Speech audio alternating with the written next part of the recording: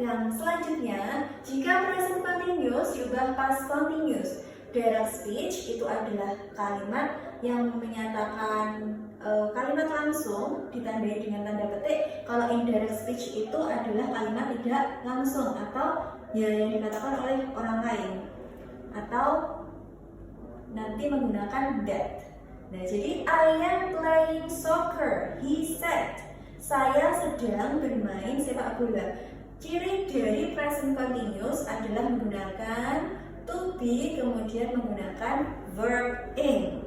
Nah, kalau past continuous berarti to be-nya harus diubah. Jadi menjadi kayak gini ya. He said that. Nah, kata I yang dimaksud adalah he kan? Berarti he said that he. Kemudian to be-nya dalam bentuk past berarti was playing soccer. Sudah.